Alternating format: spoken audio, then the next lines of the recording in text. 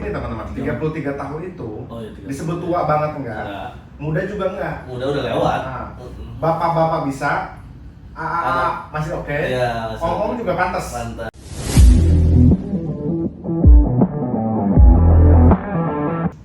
Apa kabar? Kita udah sekitar sebulan nggak ketemu ya? Sebulan nggak ketemu. Ya sebulan. Apa yang kita bahas Rod? Hari ini Rod? Santai-santai kita ya? Santai-santai aja lah, kita ngobrol-ngobrol nostalgia. Nostalgia. Ya kan kita sekarang umur berapa? 30. Lu 91 kan? 91. 91. 3 Sama. Lu bulan apa lahir? Maret. Maret. Oh, gua Oktober. Oke, jadi gini guys ya, saya itu sama Jarot ini teman SMA dulu. Ya, Teman SMA kita bener-bener CS lah kita Rod ya. Iya, dari Jadi kita dari tuh kelas satu ya, kelas jadi satu. kita termasuknya tuh teman sepermainan. Artinya kita 3 tahun satu kelas bareng. Kelas 1 juga kan ya? Kelas 1 bareng. 110 ya? 110. Enggak. Gua 10-6. Sama. 10-6. Terus lu juga IPA 2. IPA 2, Sama lah kita. 3 sama. tahun bareng. Iya. Organisasi juga bareng ya? Bareng. Lu PA. Pencintaan juga sama.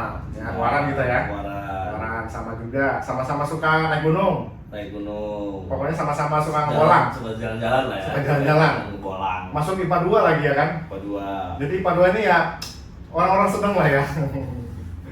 Enggak Jadi gitu, pinter guys. banget. Enggak bodoh Nggak banget. bodoh banget. Tengah-tengah ya, tengah-tengah. Tengah-tengah lah.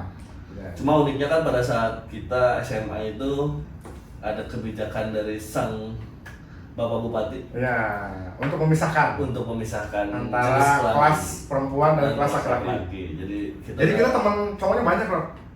udah kayak STM. Iya, bahkan kita nggak terlalu kenal perempuan ya. Jadi malah kikuk kayak sama cewek ya. Iya.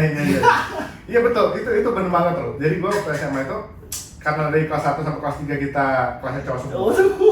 Dan ketemu cewek itu paling juga waktu ekskul ya kan? Ekskul, istirahat. Iya, jadi kita nggak punya CS perempuan. Nggak punya. Jadi kalau Iya. mau deketin perempuan tuh kayak gimana caranya? Iya. Aduh kikuk banget gitu. Padahal sebenarnya momen-momen terindah itu adalah SMA. Karena kita kan posisi remaja kan. Iya. Remaja yang udah mulai Dewasa ya. Iya, udah. Kalau SMP kan masih masih bocil bocil lah. kan. SMA tuh udah paham lah. sedikit-sedikit. Udah paham sedikit-sedikit kehidupan. Ekskulnya juga udah tambah banyak, udah lebih serius gitu. Bisa lebih apa ya, nongkrong gitu kan SMA kan sebenarnya. Iya. Jebret. Pisah cowok cewek. Jadi memang bener-bener kita Itu pas angkatan kita kan? pas angkatan kita. Sebelum kita masih gabung. Sebelum kita masih. Nah. Jadi kita kan pas kelas 1 itu langsung ada kebijakan. Kita full 3 tahun, kita lulus, yang selanjutnya campur lagi. Jadi angkatan ya kelas 91 lah ya. Angkatan SMA 2006 itu adalah angkatan yang tersiksa lah ya di Pandeglang ya. Tersiksa ya. Karena kebijakan itu cuma 3 tahun dong. Iya, 3 tahun. 3 tahun. Jadi pas benar-benar periode kita ya. Periode kita benar-benar lulus, dirubah lagi tuh kebijakan. Jadi emang Campur lagi ya. kebijakan coba-coba ya.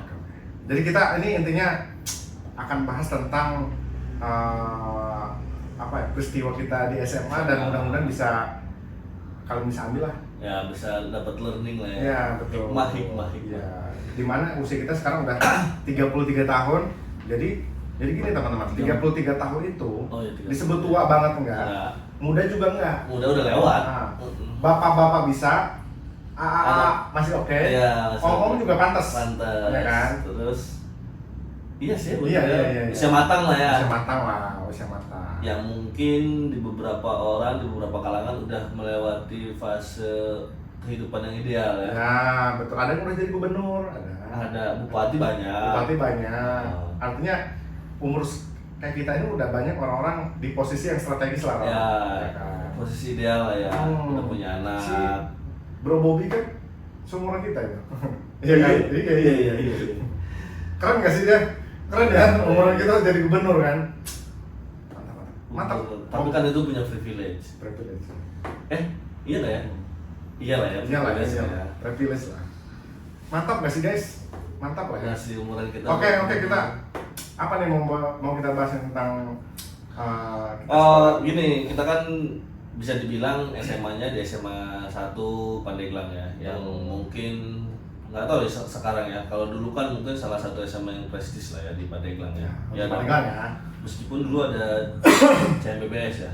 Ada CMBBS, cuma kan CMBBS itu untuk hanya orang-orang yang layak dan terpilih. Ketat banget kan. Ketat banget dan ya kondisinya mungkin juga berbeda, nggak kayak SMA pada umumnya kan, asrama dan lain-lain. Nah, SMA 1 itu bisa dibilang adalah salah satu SMA terbaik di Pandeglang ya. Dan menjadi salah satu tujuan anak-anak SMP di Pandeglang lah. Di Kabupaten Pandeglang. Contohnya lu Ya, kan dari daerah jauh lah ya. Cimanggu, Cigelis, dari Cigelis, Cibaliung, itu banyak banget tuh teman-teman kita ya, Cibaliung, Cigelis, Sumur ada juga gila. Itu jauh banget di ujung Pulau Jawa. Mereka berapa jam sih dari sini ke sana kira-kira? Kalau naik motor kayaknya hampir 3 jam ya. Masa 3 jam lebih lah, Dok? Enggak 3 jam. Sekarang jalan udah bagus. Dulu maksudnya. Dulu 5 kali lah. bisa 5 jam ya. Karena banyak jalan lubang-lubang dulu kan. Nah, kalau sekarang udah enak kan. Lancar ya. Jauh, jadi memang banyak anak-anak muda, anak-anak SMP itu mempunyai impian ke SMA satu Pandeglang. Nah, di SMA sendiri lu gimana, Dok? Ya meskipun kita satu kelas terus ya, tapi kan pasti ada kehidupan atau apa nih, gimana apanya nih? Kira-kira ada pertanyaan yang spesifik ya? Jadi gini, di SMA tuh apa sih pelajaran yang lu dapet gitu? Oke. Yang mungkin bisa, lu kan sekarang jadi dokter nih. Kenapa sih bisa jadi dokter? Lu ke SMA tuh ngapain sebenarnya gitu? Apakah siapa tahu nih ada anak-anak SMP, orang-orang Pandeglang yang atau dimanapun gitu yang kalau jadi dokter tuh gimana sih caranya gitu? Tapi itu nanti akan kita kupas sih sebenarnya di sesi tertentu. Cuman ini ngomongin waktu lu SMA aja. Jadi sebetulnya ya guys ya, gue itu waktu SMA itu, jauh tau lah, gue bukan di kalangan orang-orang yang ranking gitu ya. Tapi ya kita ngikutin lah, ya kan? Sama lah ya, sama lah. Iya. Orang lulus kita lulus tepat waktu. Setelah masuk ke dunia kerja, mungkin ada beberapa kesimpulan dong, ya. Tapi alhamdulillah ya, gue masuk ke kedokteran swasta. Ya. Oh iya, swasta. Gue dapat masuk ke kedokteran swasta, walaupun pada saat itu harapannya sih sebetulnya masuk perguruan tinggi negeri ya. Pengennya perguruan tinggi negeri, tapi karena sudah kita lewatin, oke lah swasta. Dan gue semenjak di perkuliahan itu alhamdulillah lancar ya, artinya lulus tepat waktu karena gue memang ngikutin. Jadi kalau tipikal gue itu, gue hampir nggak pernah di posisi top gitu kan, tapi nggak juga di bawah. Makanya gue tengah-tengah. Ya average lah ya. Betul. Jadi segi informasi waktu gue ujian di kedokteran juga itu kita ya masuklah orang-orang yang 30 besar lah, ya lumayan lah gitu kan. Gue ujian tepat waktu, sekali ujian langsung lulus. Jadi kalau di kedokteran itu ada namanya CBT ya. CBT itu kayak ujian nasionalnya lah. Gue gue lulus cuma sekali ujian, itu langsung lulus. Bukan karena nilai gue gede ya, sebenarnya pas aja sih. Karena gue memang prinsip belajar gue itu gue prioritasnya yang mudah. Bukan gue prioritasnya yang sulit. Itu prinsip belajar gue dari dulu. Jadi ketika misalnya ada 5 mata pelajaran ya, mana nih yang kira-kira bisa gue kuasai? Atau 10 mata pelajaran nih, mana yang bisa kira-kira gue kuasai? Untuk mendapatkan kelulusan yang di angka 70 cukup lah. Tapi gue harus mengeliminasi yang 3 ini, sehingga bisa gue kuasai 7 bidang ini. Atau minimal 6 bidang lah, 60% kan kita udah lulus kan. Nah itu prinsip belajar gue dari dulu. Bahkan 3 materi kuliah yang sulit ini, itu gua siapin waktu hanya untuk tahu apa ya, luarannya aja, sehingga kita nggak terlalu ngeblank, tapi kita benar-benar menguasai yang 6 bidang ini. Sehingga gua bisa lulus tepat waktu gitu loh. Nah, sesuai target. Karena target gua itu lulus tepat waktu, sehingga kita nggak ngerepotin orang tua gitu loh. Karena kan kedokteran kalau swasta bayarnya lumayan mahal. Lumayan mahal. Sampai pada saat itu gua dapat cashback dari kampus. Karena tepat waktu. Harusnya gue bayar 7 semester kalau nggak salah. Itu gue 6,5 semester. Dikasih balik uangnya? Dikasih balik. Waktu itu SPP itu kalau nggak salah 10 juta. Jadi gue dapat cashback 5 juta. Nah cashback itu gue pakai jalan-jalan ke Bali waktu itu. Lumayan. Liburan. Bukan ke Bali, ke Bandung. Ke Bandung. Tapi sebenarnya bekal yang lu dapetin di SMA itu bisa membantu lu nggak sih pas lu masuk kuliah? Oke, sebetulnya sih lu dunia kerja gitu. Nah, ada beberapa hal mungkin yang sempat gue lewatin ya setelah gue umur 33 sekarang, Bang. Jadi pada saat SMA itu kita terlalu fokus ya terhadap kecerdasan apa ya sebutnya, kecerdasan intelektual kali ya. Otak kiri. Jadi kita harus pintar matematika, harus pintar kimia, fisika dan lain sebagainya gitu. Dan itu sangat menyita waktu sebetulnya kan. Sampai pelajaran-pelajaran tersebut tuh melupakan pelajaran-pelajaran yang lain. Yang pada saat kita dewasa sekarang itu tuh bisa kepake bisa enggak, tergantung bidangnya gitu loh. Jadi menurut gua sih ya, yang sedikit yang harus sebaiknya teman-teman sekolah kejar adalah ya oke lah pelajaran-pelajaran intelek tadi ya, tapi jangan lupa pelajaran-pelajaran yang membangun semangat, keberanian, betul. kepercayaan diri, mental, itu penting banget tuh. Karena ketika misalnya kita berpatokan terhadap pelajaran-pelajaran tadi, karena patokannya menurut kita, lu nggak pintar matematika, lu bodoh gitu. Betul. Iya kan? Betul. Nah, ketika kamu masuk ke dunia kerja, lu percaya diri, lu punya ilmu, ya komunikasi. Bersyukur banyak ya. Bersyukur sih, lu tahu semua hal. Ya. Tapi kalau di awal udah percaya diri, orang bisa percaya. Lebih yakin. Betul. Iya sih. Jadi ketika lu masuk dunia kuliah, ya, lu percaya diri aja dulu deh. Karena katanya orang India ya, itu kepercayaan dirinya tinggi sekali loh. Jadi mereka, iya. Jadi pada saat misalnya mereka mau pertanyaan di forum umum gitu ya, mereka tuh walaupun misalnya pertanyaannya itu tidak terlalu gimana gitu, tapi karena mereka percaya diri, akhirnya dipercaya orang gitu. Itu sih. Lebih menonjol. Iya, nah mungkin banyak sih faktor-faktor yang menunjang itu di sekolah. Mungkin salah satunya ikut organisasi, ya kan. Kemudian juga ikut ekskul yang menggugah semangat lah. Karena itu penting loh ketika kita umur sekarang. Ya kan? Iya betul. Itu penting banget. Sama satu lagi bahasa, Rob. Bahasa. Iya, ini bahasa penting banget sih.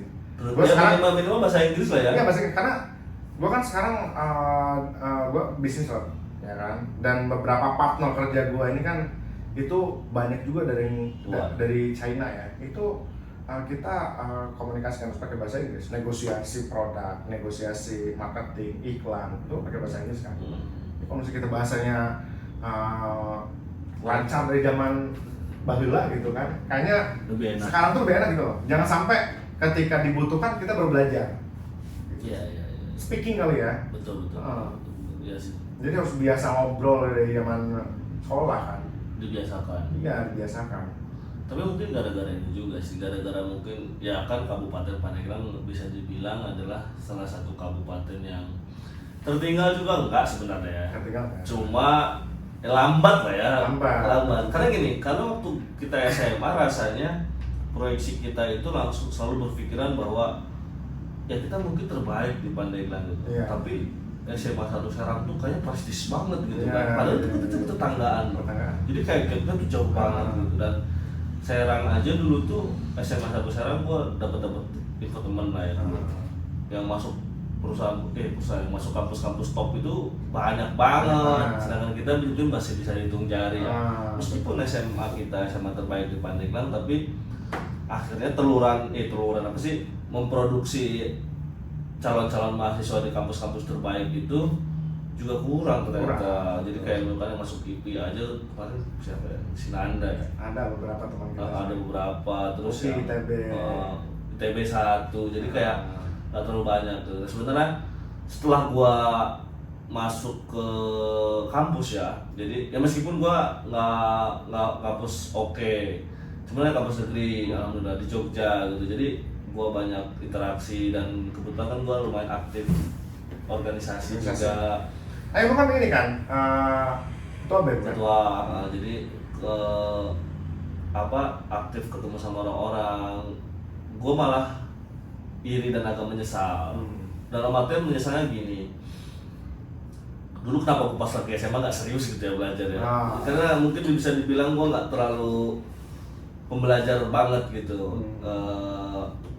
karena mungkin lingkungan juga sih ya, lingkungannya mungkin ya. Tadi kita bilang IPA 2 pada saat itu adalah ya nggak pinter-pinter banget, cuma juga tapi dia nggak bodoh-bodoh banget gitu ya, average lah ya gitu.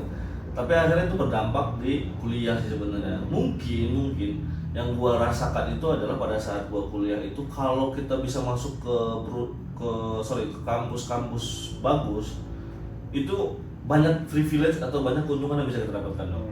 Misalkan kita masuk UGM atau UI gitu. Yang pertama-tama itu adalah kita pasti punya jaringan yang luas. Karena alumninya top kampus-kampus top itu banyak yang mengisi di tataran perusahaan-perusahaan bonafit, kementerian, perusahaan BUMN, itu banyak yang diisi itu oleh lulusan-lulusan mereka. Jadi secara tidak langsung kita udah punya abang-abangan lah di sana. Ya. Kalau kita bisa masuk ke perguruan tinggi negeri yang oke gitu, atau enggak perguruan swasta yang oke lah gitu.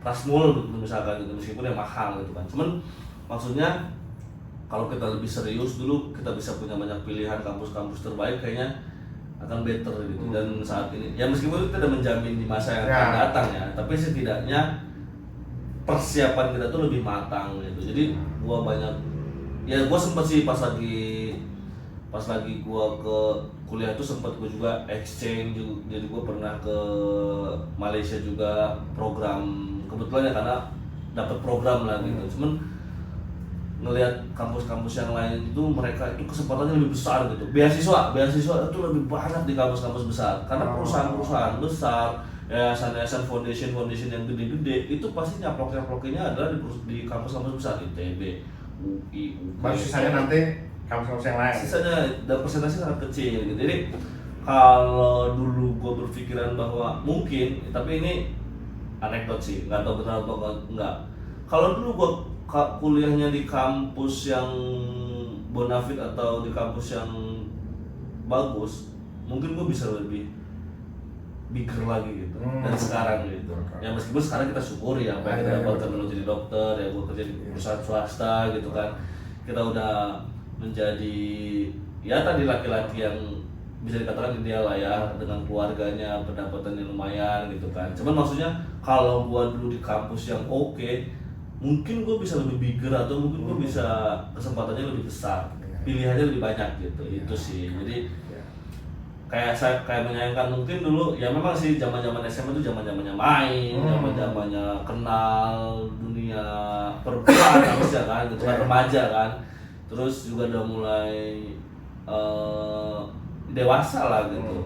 Tapi ya belajar itu ternyata penting gitu. Dan gue sih meyakini bahwa pembelajaran yang di bangku sekolah itu penting untuk bekal kita di kuliah. Di kuliah itu penting untuk bekal kita kerja gitu. Gue masih meyakini itu gitu. Meskipun banyak orang yang bilang karena nggak usah sekolah nanti kan nonsense lah itu. Karena ada yang bilang gini dok, untuk menjadi memang tidak sekolah itu tidak menjamin Anda kaya atau miskin. Tapi untuk menjadi seorang direktur, Anda harus minimal S1. Iya. Meskipun Anda tidak sekolah, kalian bisa kaya. Tapi untuk menjadi seorang direktur, untuk menjadi seorang manajer, sayangnya harus ada syarat ijazahnya. Iya. Ya tidak melulu jadi manajer atau jadi direktur itu bagus. Karena gini loh, pendapat tersebut itu biasa digunakan oleh orang-orang yang mencontoh pada orang-orang yang sukses tanpa dengan sekolah.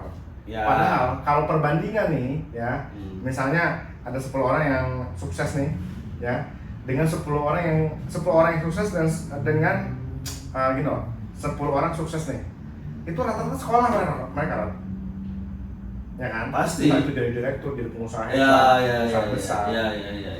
Dan dibandingkan dengan orang yang tidak sekolah, ada biasanya ya, dari 10 orang ini yang tidak sekolah ini ada sukses 1. Cuman terkadang yang 1 orang ini benar-benar dijadiin contoh buat orang-orang yang jadi excuse ya, jadi alasan sekolah lah. Terus ini juga keren kok, pendapatannya besar. Padahal mungkin persentasenya itu sangat kecil. Jadi memang nggak bisa kita ambil contoh hanya 1-2 orang. Betul. Harusnya sih kalau misalnya mau apple to apple, presentasi dong kita buat. Betul. Gitu. Ya meskipun sekolah itu tidak menjamin ya. Iya. Karena yang sekolah pun belum tentu sih. Ya, memang kita di sini bukan berbicara sekolah kampus top itu jaminan sukses ya. Karena banyak juga sih orang-orang yang sekolahnya udah top, ya mereka ya biasa-biasa saja. Gitu. Cuma ketika kita bisa dapet yang terbaik, maka kesempatan yang kita miliki itu lebih banyak dong. Lebih banyak. Jadi sehingga kita tidak kesulitan ketika ya kita harus beranjak dari SMA ke kuliah ke dunia kerja ke kehidupan itu nggak susah gitu, dan pilihan-pilihannya lebih banyak. Artinya gitu loh, ketika teman-teman sekolah nih ya, ketika ada pilihan terbaik, sebaiknya pilih yang terbaik loh.